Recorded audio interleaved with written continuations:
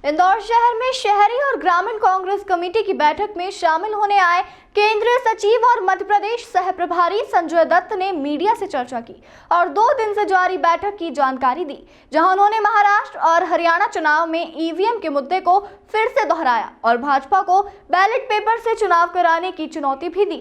Akhil Bharatiya Congress committee के राष्ट्रीय सचिव और मध्य प्रदेश के शहर प्रभारी संजय दत्त 2 दिवसीय दौरे पर इंदौर पहुंचे थे, जहां उन्होंने इंदौर की सभी 9 विधानसभा क्षेत्र की अलग अलग बैठक लेकर कार्यकर्ताओं से विधानसभा के मुद्दों पर चर्चा की और संगठन को मजबूत बनाने के प्रयासों पर खुलकर चर्चा की। मीडिया से चर्चा के दौरान उन्होंने विधानसभा वार की गई चर्चा पर सवालों के जवाब दिए, साथ ही इलेक्शन कमीशन पर कॉन्फ्रेंस की और दर्ज कराई गई शिकायतों का जवाब न देने का आरोप लगाया।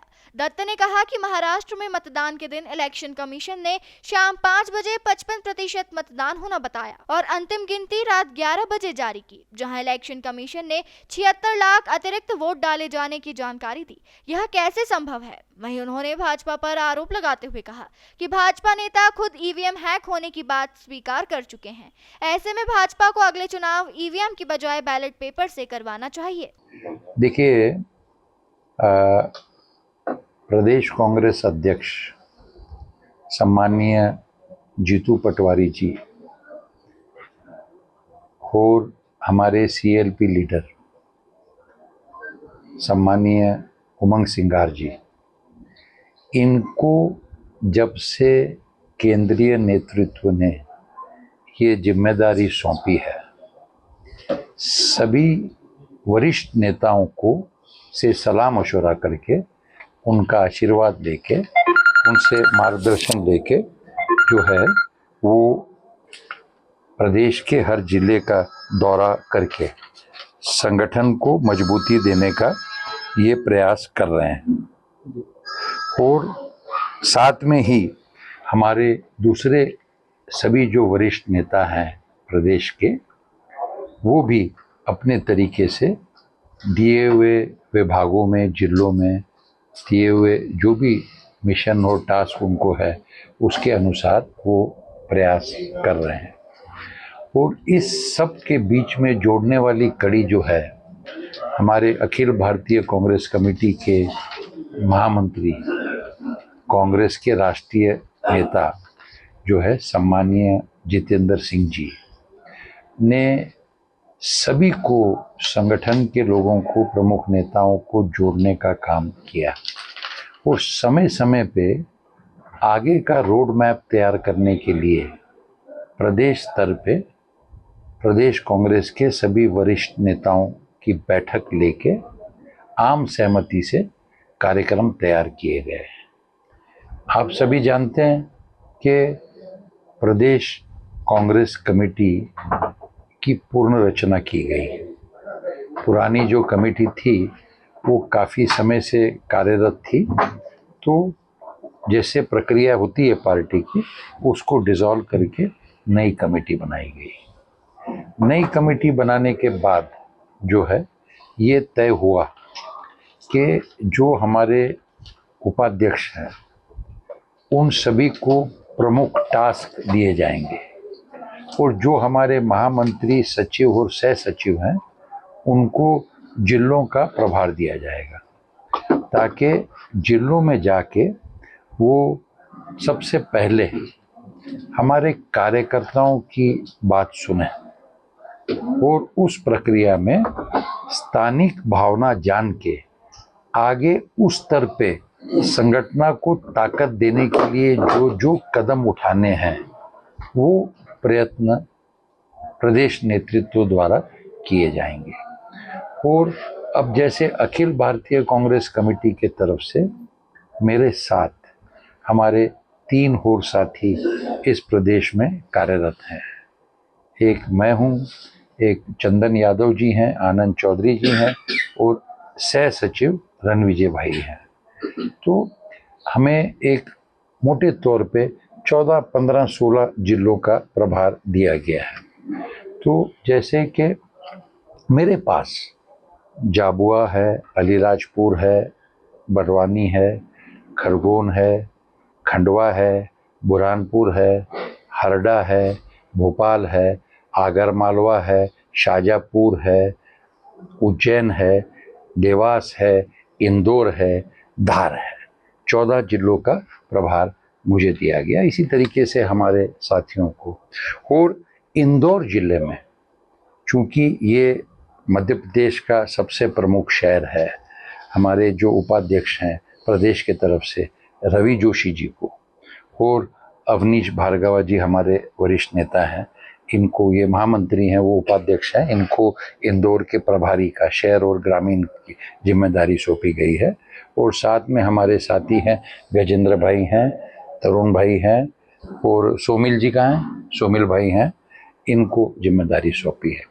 तो ये हमारे सभी साथी पहले आके ब्लॉकों में गए, ब्लॉकों में मिले और मैं आया और फिर ये तय हुआ कि हम सभी मिलके विधानसभा वार जो है, विधानसभा में जितने ब्लॉक होंगे 2-3 और जो हमारे मंडल के प्रमुख होंगे या ब्लॉकों के प्रमुख होंगे, बूथ के प्रमुख होंगे, उन सभी साथियों से हम मिले और संगठन को मजबूत करने के लिए जो जो कदम उठाने हैं ये उनसे उनकी सूचनाएं लें और साथ साथ में उनके विधानसभा क्षेत्र को जो जो मुद्दे जनता को प्रताड़ित कर रहे हैं और सरकार उसके बारे में कुछ नहीं कर रही, उसकी भी जानकारी लें ताकि उस विषय में आगे हम आंदोलन के रूप का और जो जो जरूरी है वो कदम हम उठाएं। तो ये सब करने की आवश्यकता इसलिए पड़ रही है क्योंकि सरकार पूरे तरीके से जनता की भावनाओं को अनदेखी कर रही है और हमारे को हम जो जनता के बीच में काम करने वाले कार्यकर्ता हैं, पिछले 30-40 साल से अपने अपने क्षेत्रों में हमारे सब स्थानिक नेतृत्व, हमारे शहर के जिला अध्यक्ष छड्डा जी, हमारे ग्रामीण के अध्यक्ष सदाशिव जी, इनकी टीम पूरी काम कर रही है। तो मध्य प्रदेश की जनता ने एक बहुत महत्वपूर्ण इंडिकेशन दे दिया है, जिसके 3 उदाहरण मैं आपके सामने रखना चाहता हूँ। ये सबसे पहले 2-3 महीने पहले प्रदेश कांग्रेस की तरफ से जो हमारा प्रमुख वर्ग है किसानों का, उनके विषय में किसान न्याय आंदोलन यात्रा का आंदोलन हमने हर जिला स्तर पे पूरे प्रदेश में किया। मैं कांग्रेस के कार्यकर्ता के रूप में 18-20 राज्यों में काम कर चुका हूँ और मैंने पहली बार देखा कि इतना इन्वॉल्वमेंट कार्यकर्ता और जिस वर्ग के लिए हमने आंदोलन किया, किसान भाइयों का, इस आंदोलन में हमें दिखा और पूरे तरीके से जो है एक जोश, एक विश्वास, एक कॉन्फिडेंस हमारे कार्यकर्ताओं का भी बढ़ा और जनता में भी एक मैसेज गया कि उनकी आवाज़ बन के कांग्रेस के कार्यकर्ता काम कर रहे हैं। उस बात को आगे बढ़ाते हुए दूसरा आंदोलन हमने महिलाओं के विषय पे किया। बीजेपी के राष्ट्रीय अध्यक्ष हैं और किसी कार्यक्रम में वो मोदी जी के पीछे पीछे, लेकिन अमित शाह जी से एक कदम आगे हो गए थे, तो अमित शाह जी ने उनको हाथ से पकड़ के पीछे खींच दिया। अगर आप में से किसी ने नहीं देखा तो मैं आपको भिजवा दूंगा। तो ये पूरी बात रख लो ना। तो कांग्रेस पार्टी में हर स्तर पे देखिए, ये जिला अध्यक्ष है ना, मैं एआईसीसी में हूँ, प्रोटोकॉल में एआईसीसी ऊपर है, लेकिन मैं कांग्रेस के कार्यकर्ता की हैसियत से जिला अध्यक्ष का पूरा सम्मान करता हूं। जो जिला अध्यक्ष की कुर्सी है उस पर ये बैठे हैं, मैं नहीं बैठा। इन्होंने मुझे 10 बार कहा कि आप इस पे बैठिए, मैंने कहा नहीं, इस कुर्सी के मान के अधिकारी आप हैं। ये कांग्रेस की भावना है। ये प्रोटोकॉल फॉलो नहीं हुआ और एक कांग्रेस कार्यकर्ता को इसी कार्यालय में आपके कार्यक्रम के बीच ही मारा गया। मतलब सर, सवाल सिर्फ इतना था कि अमित शाह ने तो हाथ खींचा था, यहाँ चप्पल जूते चल गए और शासन प्रशासन तंत्र, ईवीएम तंत्र, इससे मुकाबले की बजाय क्या वजह है कि कांग्रेस की जो पहली प्राथमिकता गुटबाजी। मेरा सवाल भी इसी में आप जोड़ लें कि चूंकि आप 2 दिन इंदौर रहे, 2 दिन आपने बैठकें रही, इंदौर में कांग्रेस का फिगर 9-0 रहेगा, आपको बहुत अच्छे से पता है। और कई विधानसभाएं आपकी ऐसी है जहां आपके पास नेता गायब हो गए हैं आपके, तो कार्यकर्ता की तो बात ही ना करें। तो आपने क्या अनुभव देखा कि आप कैसे वहां आप पार्टी को डेवलप करेंगे, संगठन मजबूत करेंगे जब लोग ही नहीं बचे आपके? कांग्रेस के पार्षद पार्टी एक मिनट क्या है ना, मैंने शुरुआत में ही आपसे निवेदन किया है कि एक एक करके सवाल पूछेंगे तो मैं जवाब दे सकूंगा। एक ही वक्त 4 भाई सवाल पूछेंगे तो मैं कंफ्यूज हो जाऊंगा। सर वो आपने 15 मिनट का तो टाइम दिया, एक वो हो मिनट चुकी नहीं, है। 15 मिनट से ज्यादा हो गए इसका एहसास मुझे भी है। मैंने अलार्म लगाया हुआ है। चारों सवाल का एक साथ ये है कि बीजेपी से लड़ाई बाद में पहले कांग्रेस अपने आप से कैसे निपटेगी, ये बताइए। अनुशासन देखिए ऐसा है, आप लोग मूल रूप से ये सवाल कर रहे हैं तो मुझे एहसास हो रहा है कि कांग्रेस के बारे में आपको बहुत चिंता है, तो मैं आपका बहुत सम्मान करता हूँ। शायद आप भी कांग्रेस विचारधारा से जुड़े हुए हैं तो आप मेरी बात को समझेंगे कि ऐसा है कि कांग्रेस में जो है लोकतंत्र है। कांग्रेस पार्टी के अब जो 2 दिन का उपक्रम हुआ, मेरे संग मेरे प्रभारी जिला अध्यक्ष हम कम बोले, हमने कार्यकर्ताओं की बात सुनी। और ये प्रक्रिया सिर्फ इंदौर में नहीं हो रही, पूरे प्रदेश में हो रही है। राहुल जी जाते हैं, प्रियंका जी दौरे करती हैं, खड़गे जी जाते हैं, सामान्य कार्यकर्ता से मिलते हैं, बात सुनते हैं। तो निश्चित रूप से जो है हम कार्यकर्ता की भावना और बात सुन के आगे बढ़ते हैं। अब देखिए कि किसी भी परिवार में, हम हमारे खुद के परिवार में, आपके खुद के परिवार में जो है कुछ बातों पे देखने का दृष्टिकोण अलग हो सकता है, लेकिन हमारा कार्यकर्ता अनुशासन को मानने वाला कार्यकर्ता है। वो जो पार्टी का निर्णय होता है उसको मान के चलता है। अब रही बात पार्टी छोड़ के जाने वालों की, देखिए ये एक चीज होती है कॉन्शियंस, कि आदमी अपने कॉन्शियंस को मार के या बेच के जो है, बोलने की बात है, दबाव में आ गया, धमकाया गया, डराया गया, जेल भेजने की धमकी दी गई, और मेरे जो अनियमितता की गई हैं उसके बारे में फाइल मेरे सामने रख दी कि जेल भेज देंगे। ये हथकंडे अपनाए जा रहे हैं, ये आप भी जानते हैं पत्रकार के रूप में, लेकिन कभी कभी आपके ऊपर आपकी संस्थाओं का दबाव होता है, इसलिए आप समाचार देने के बाद भी वो दिखाया नहीं जाता है या छपता नहीं है।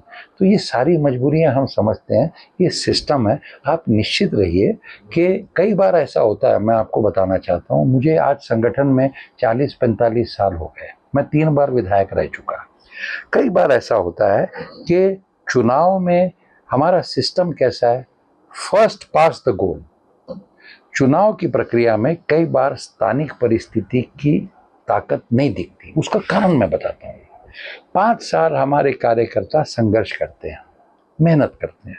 अभी आप लोगों में से कुछ लोग ऊपर खड़े थे, 3 नंबर विधानसभा की मीटिंग हुई, इतने कार्यकर्ताओं में जोश और उत्साह था कि मुझे विश्वास ही नहीं बैठ रहा था कि इस विधानसभा क्षेत्र में हम हार गए। उदाहरण दे रहा हूँ।